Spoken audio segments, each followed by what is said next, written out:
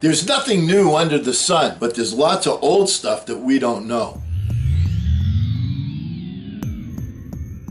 Hello again, everyone. I'm Eli's dad from Project Eli, where we educate, lead, and inspire. And today I'd like to invite you to join Eli and me as we examine some of the brilliance of today's pundits, and you will find out that for the most part, what they've done is they've stolen knowledge from other teachers as far back as the ancient Greeks, and that's with whom we are going to have our focus today.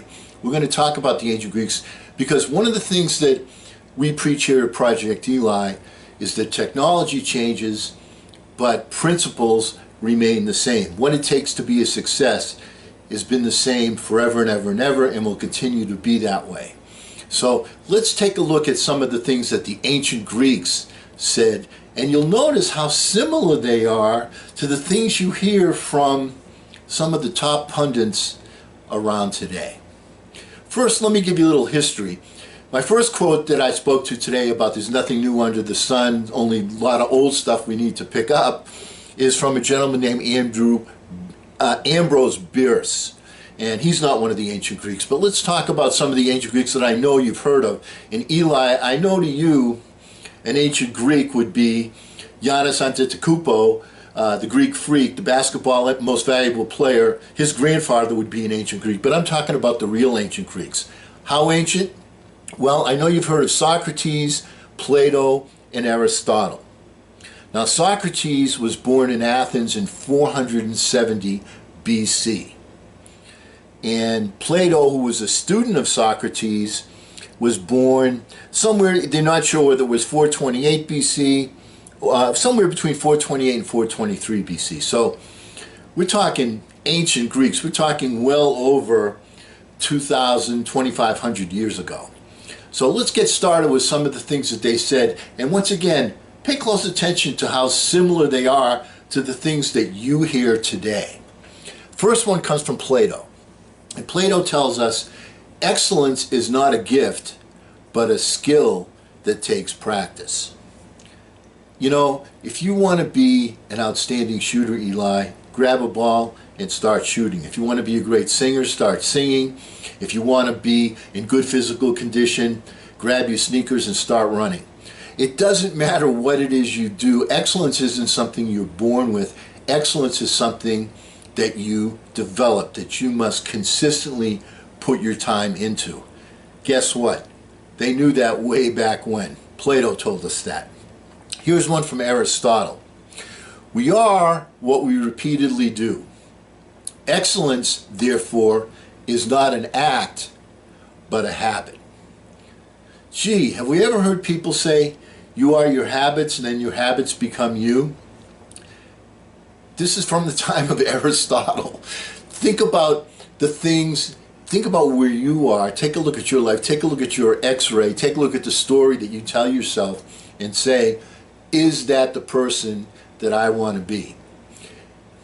If it ain't, then what you might want to start doing is look very carefully at your habits. You know, you hear this from all of today's pundits. Guess what? Guess where they heard it from? We have 2 ears and 1 tongue so that we could listen more and talk less. And that's from Diogenes, Diogenes.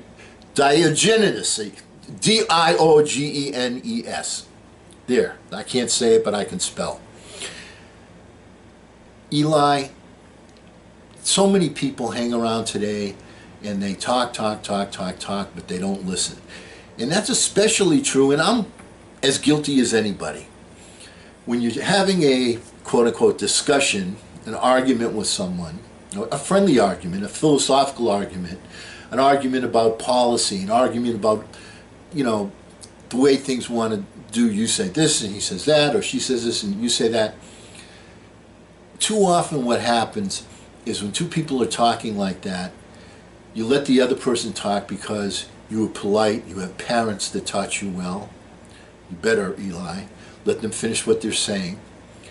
But you're doing it only so as soon as they finish, boom, you can jump right in and say what you have to say.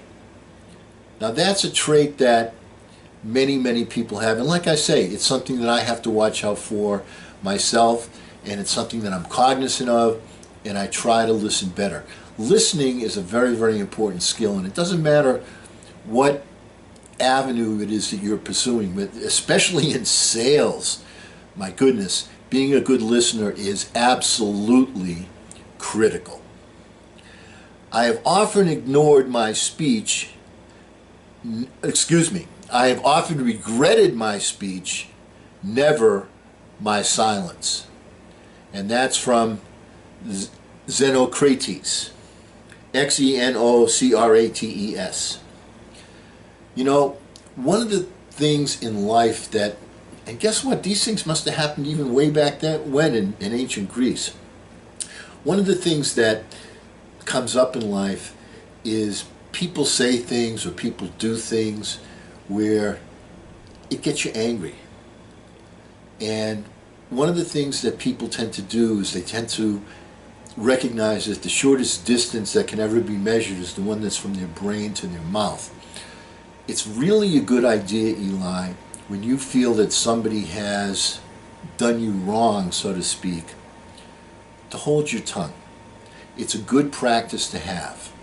You want to hang on, because what happens is your emotions are what actually goes from bada bing, bada boom. And you can be very hurtful, and people do remember what you say.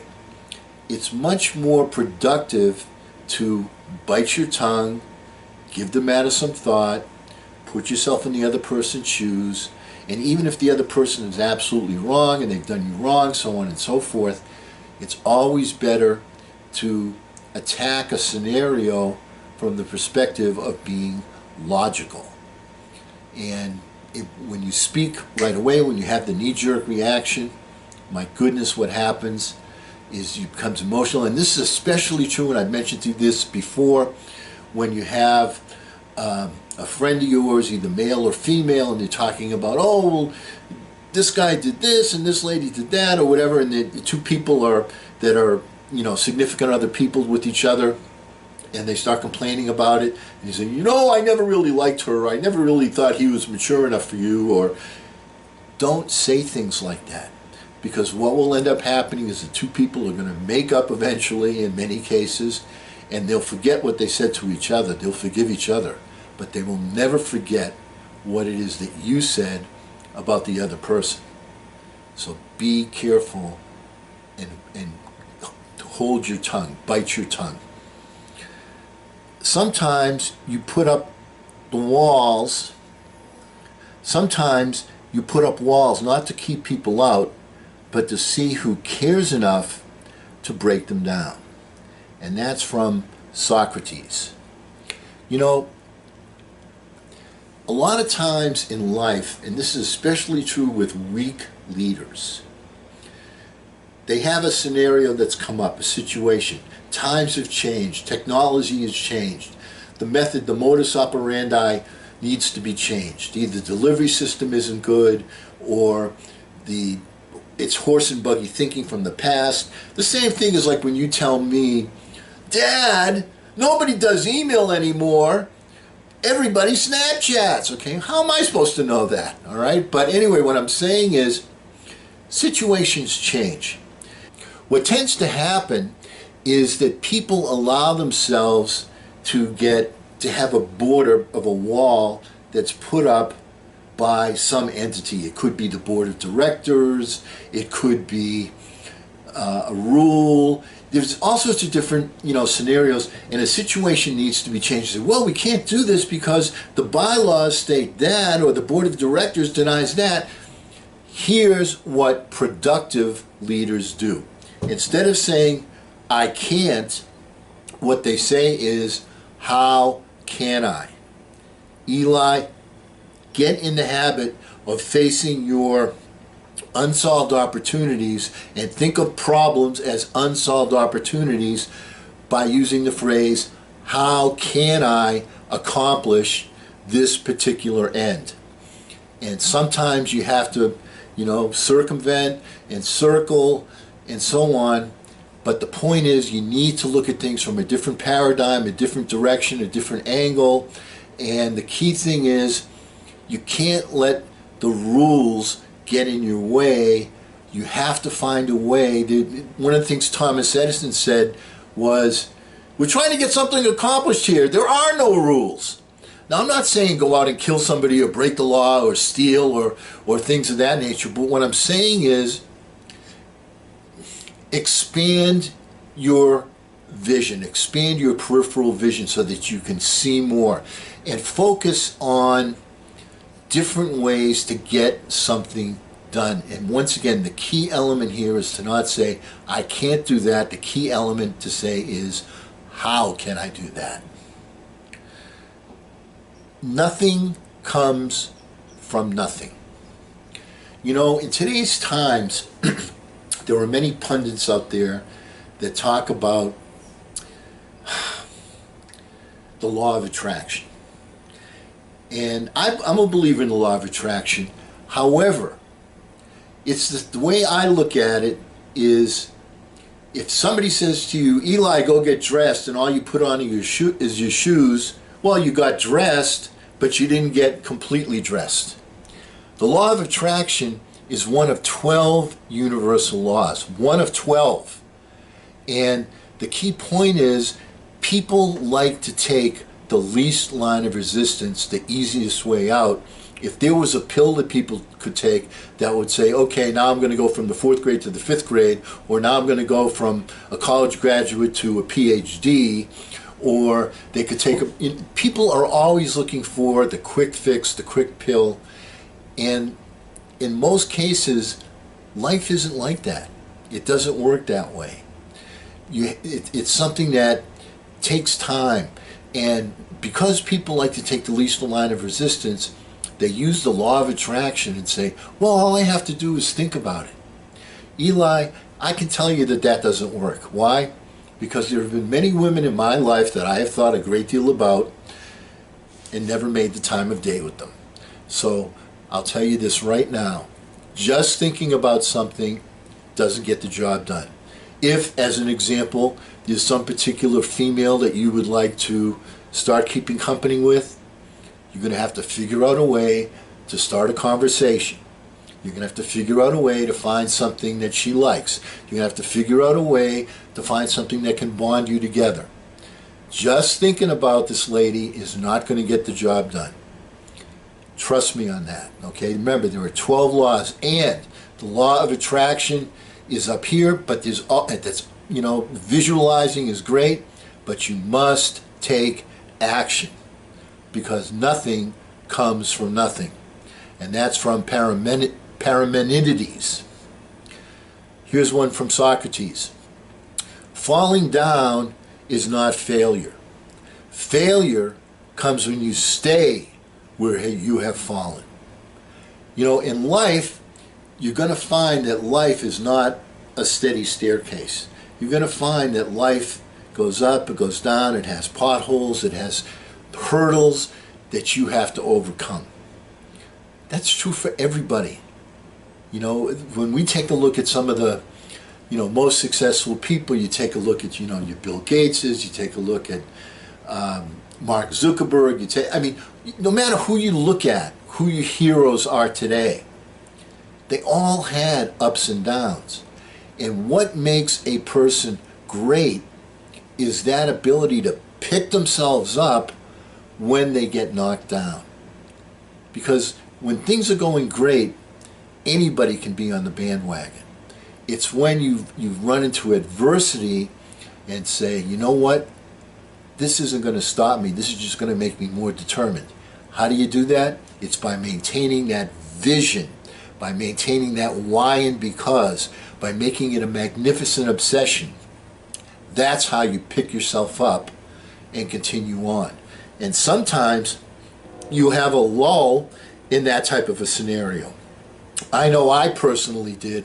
I had a situation, I mean, I was a big shot, I'm vice president of a particular company, and I have all these offices under me, and then I fell from grace big time, and I'm feeling sorry for myself, and then somebody said something to me like, boy, you know, I hate Obama, and they started blaming everything on Obama, and I said, you know what, it's not Obama, it's this, it's this, it's this, and then that relit a fire under me, and I said to myself, I'm not saying that to him, I'm saying that to me. So get your butt out of the chair and get going with the vision and get your thinking and your philosophy back on track and stop being a whiner.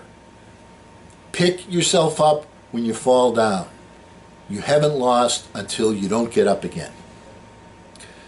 Seek to learn constantly while you live. Do not wait in the faith that old age by itself will bring wisdom. That, once again, is, no, that's a new guy. That's Solon, S-O-L-O-N. A lot of times, especially younger people, feel like, you know, I'm a young person, I'm a young guy, I'm a young lady, and once I get a little bit older, then this is going to happen and that's going to happen. It doesn't work that way. And then on the other side of the street, when people are older, when they're middle-aged, when they're like me, a little bit more than middle-aged, then they start to think, well, I know everything. There isn't anything more that I can learn. No matter what time of life that you are in, what gives your life juice is learning new things, doing new things, connecting with new people, enjoying new experiences. That's what gives yourself some juice. And the way you do that is by envisioning something different, taking a trip. I have a friend that I call the Great One. His name is Francisco, and he's retired. He's got all sorts of good money. He's good. He does a lot of I work with him on financial instruments, and he does that. But even that, you know, he's just waiting for this to crack and that to crack, so on and so forth. But what he looks forward to is he takes all these different trips with his family. He'll go to Nicaragua. He'll go to Hawaii. He'll go to Jamaica. He'll go to different places, and he really looks forward to these things. And it's time, quality time he gets to spend with his family.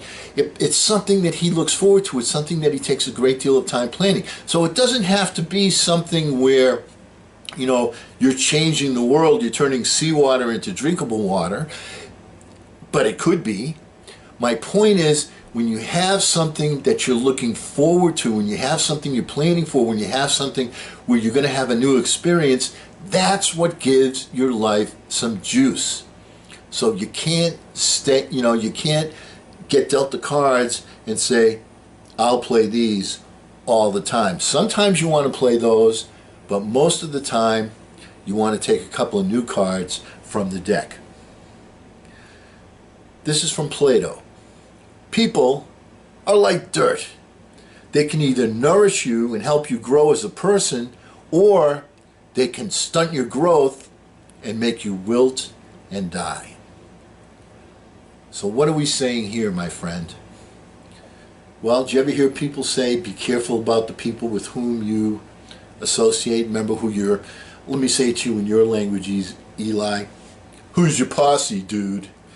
All right? Who are the people that you hang around with? You become a collection of the 5 people. You become the average of the 5 people that you hang around with the most. Guess what? That isn't anything new that was discovered by Tony Robbins or Jim Rohn or any of the great pundits. This is Plato telling you this. This is from, ancient Greece, from 300 or 400 years BC. Like I said, these are not new ideas. These are ideas that have been around forever and ever and ever, and I'm sure they didn't make them up either. I'm sure somebody else told them those things. Like in the Bible, it says, where there is no vision, the people perish. The Bible's even older than that. So, my point is, these are things like from the beginning of time that were obvious principles to the people that were successful, that were attempting to pass along their knowledge to their mentees. So there's always been mentors, there's always been mentees, but the mentees don't always listen. Not only that, but most of the time, people don't even seek to be a learner. They live their life with distractions. The distractions change. When I was growing up, when I was a teenager, television was the big distraction. Now it's a cell phone. Who knows what it's going to be 20 years from now, Eli, when you have children of your own. So that's my point. There's always going to be different distractions. Keep your focus. Keep your focus. And remember that the people with whom you associate are key to your either growth or non-growth, because they are an influence on you. And to those people out there that say, well, everybody around me is a 95%er, I don't have a 5%er. Here's what you got to do. You got to go to the library. You got to go to the bookstore. You got to get online and check out videos. You can find, there's never been a time in history when there have been more 5%ers available for you to associate with. And you know what's the good thing is? Remember we talked about you were given 2 ears and 1 mouth? Well, if your only association with them is through a book or through the video, you can talk all you want, but they're not going to hear you. So, and then the other thing, of course, is go out and find people. Find people that you want. Believe me, I'm telling you this, people that are significant mentors want to help develop other people, but they're always in a search. They always keep in mind their SOP, their selection of people, because they don't want to waste their time with people that are just playing. They want to talk with serious people. They want to embrace people that really have something on the ball. I've had a number of mentors. Apparently I'm lucky enough where people said, you know what, this guy's got some sales skills, or this guy's got some communication skills. And a number of different people became my mentors. That's not an accident. It's not an accident. You know, seek these people out. Seek them out. And be serious when you become a mentee. Put more trust in nobility of character than an oath. And that's from Solon. How often have we talked, Eli, where we say, you know, people will say this and people will say that, and they'll promise you this and they'll promise you that. But you know what? The way people get judged is by their deeds. There are so many people out there, and I think of 2 or 3 right off the top of my head, and I'm not going to mention any names, but there are people out there, there's 2 ways that they do it. There's the person that's the leader, and the person that's the leader that's not getting the job done is always giving you their resume. Well, I went to this school, and I took this course, and I did this. Well, fan-friggin-tastic. What have you done? You've been in that position. I understand you got the job. I'm not hiring you. You're already hired. So I don't need to see your resume. What I need to see is, what is it you're doing? What is it you've done? Have you examined the current situation? Have you made any positive moves? Or are you just standing in space and not doing anything and just yakety-yakking? I hate that. You know, I don't need to see your resume. What have you done? Show me in the last 5 years what you've done. You've been a leader you've been in charge of this place for more than 5 years. What have you done? How has the place advanced? Or has it? I don't need to hear the different schooling that you went to, the different seminars you took. What is it you're doing? What have you done? That's what's going to get me excited. That's what's going to make somebody be a follower of you as a leader. And then there's the other person that never really made it to leadership, that's a follower for life, that all they can do is talk about, well, you know, 10 years ago, Joey did this, and Sandra did that, and Freddie did this, and they live their life talking about what happened 10 years ago, what happened 20 years ago.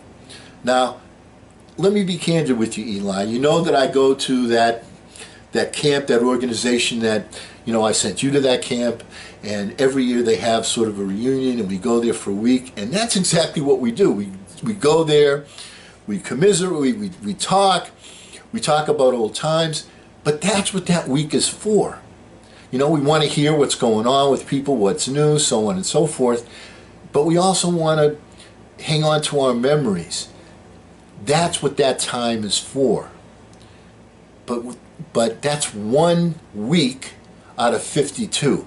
The other 51 weeks, you don't want to be doing that. It's good to revisit with friends, but once again, keep in mind the people that you hang around with and make sure that you're forward thinking and not thinking backward. Remember, the analogy that we like to talk about is when you're driving in your car, the rear view mirror is this big and the windshield is this big, which indicates that you don't want to be looking backwards too much. You want to be looking forward. Well, those are some of the things from the ancient Greeks. And did you notice how many of them are used by pundits today that take credit? They didn't think of them. Everybody is a thief. Everybody, and that's good. It's good to take, principles don't change.